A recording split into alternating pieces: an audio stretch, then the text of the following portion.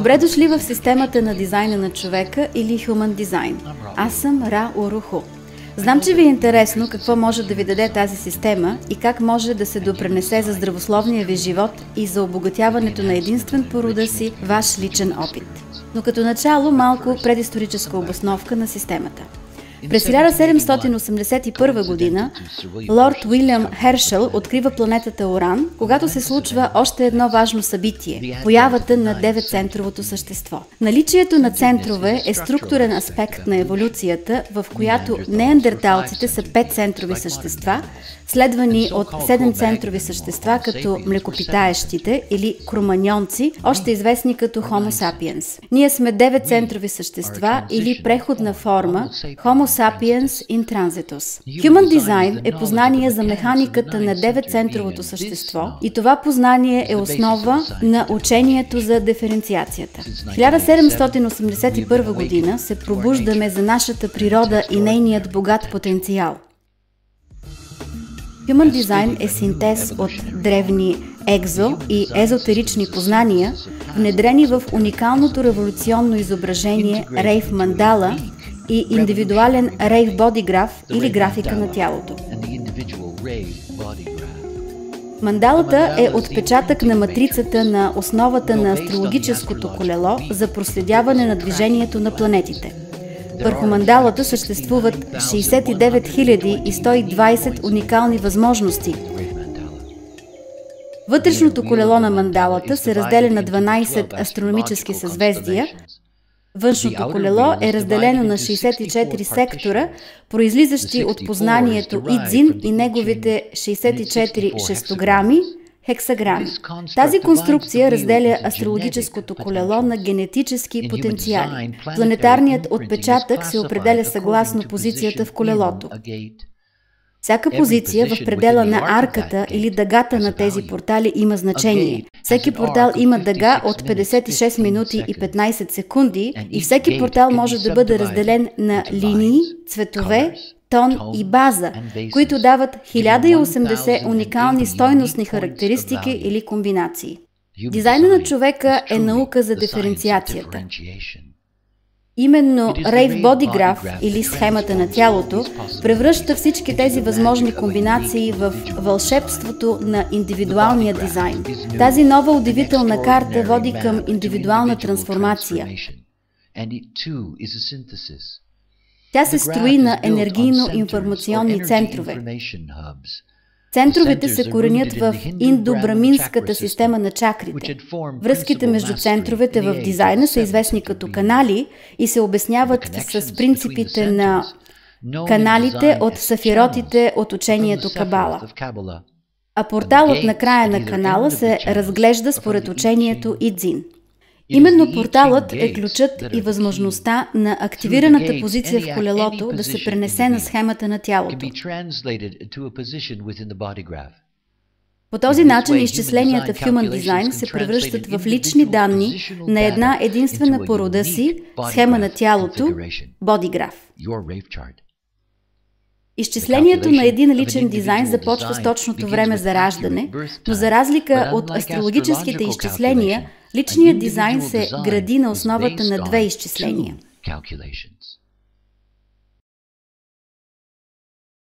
Деветцентровото същество е бинарно съзнание. В рейв космологията тоталност или бивърс се явява продукт от противопоставящото се напрежение между атомите и черната материя. Съгласно рейв космологията в началото е имало два кристала на черна материя, които са се раздробили, разпръснали по време на големия взрив. Ин и Янг, изразени чрез кристал на личността и кристал на дизайна, се явяват кристали на съзнанието. Появата на атоми вървят с появата на неутрино, като най-изобилстващи от всички частици. Океанът от неутрино частици, създаден от всички съществуващи звезди, се филтрира от кристалите на съзнанието. На всяко живо същество се полагат два кристала на съзнание. Кристал на дизайна или аспект на Ин, който превръща данните на неутрино в тялото и живота, и кристал на личността или аспект на Янг, който трансформира данните от неутрино в потенциал за себеотразяващо се съзнание. Това, което държи в едно целия бивърсум, държи и всички нас, което е и третият най-значителен елемент в структурата на 9-центровото същество – магнетическият монопол. В дизайна разположението на тези три елемента имат определено разположение в тялото. Магнетическият монопол се намира в гръдния кош. Той ни държи в илюзията за разделеност и ни направлява в живота. Кристалът на дизайна се намира в черепа и се явява съзнание, което поддържа тялото. Кристалът на личността се намира над черепа и се явява като съзнание за това, което мислим, че сме.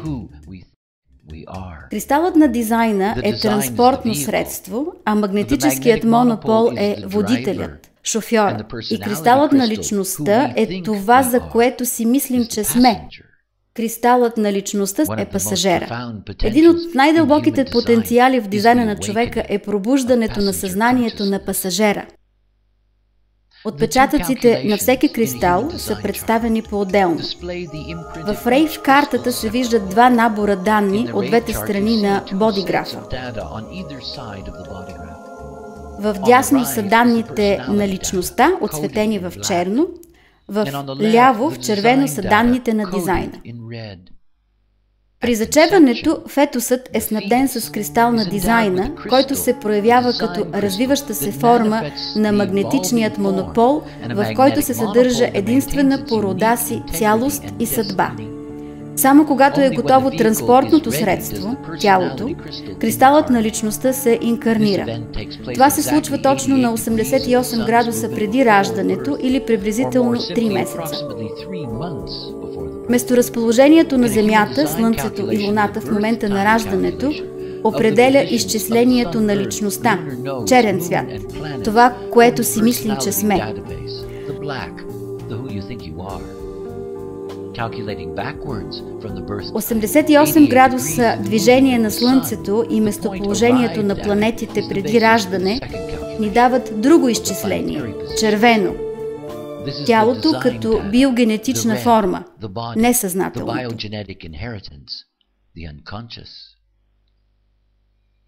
Когато са извършени и двете изчисления и местата на отпечатъците са обозначени в рейв мандалата, се появява магията на единствен по рода си за всеки отделен индивид дизайн.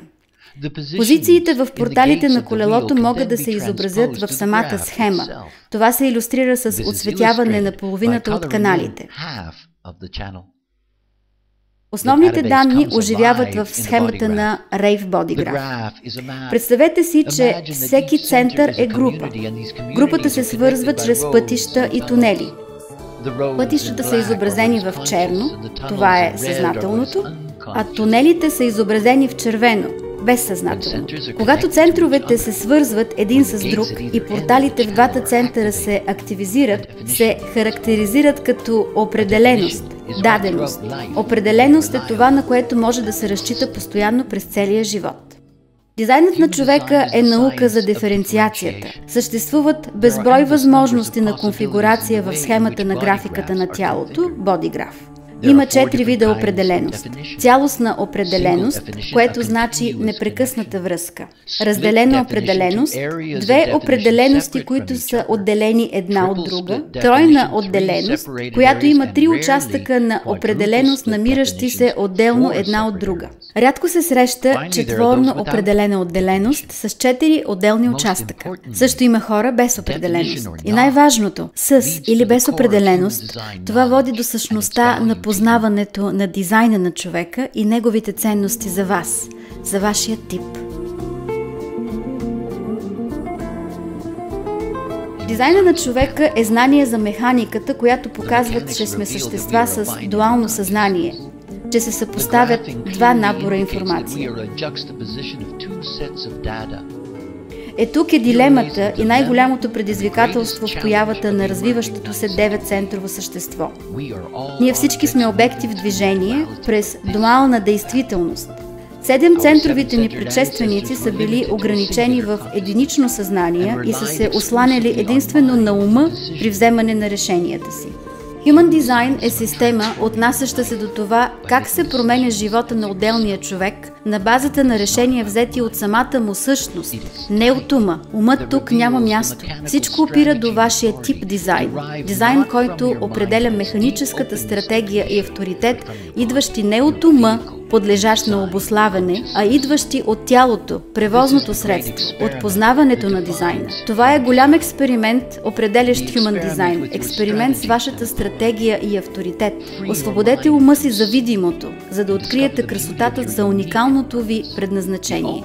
Всичко започва с вашия тип. Механически хората се разделят на 4 типа. Манифестори, генератори, прожектори и рефлектори. Броят на генераторите е най-голям. Представляват приблизително 70% от населението и се явяват движещата сила на планетата. Тяхната стратегия е да откликват, чрез който отклик да намерят удовлетворение и да предотвратят разстройства. Те имат открита, всеобгръщаща аура. Те са тук да опознаят себе си. Екзистенциалният им въпрос е: кой съм аз за себе си? Прожекторите съставляват 20% от населението. Тяхната стратегия е да чакат да бъдат поканени, за да се подсигури успех и да избегнат огорчение. Тяхната аура е пронизваща и фокусираща. Предназначението им е да разбират другите и въпросът на съществуването им е: кой си ти?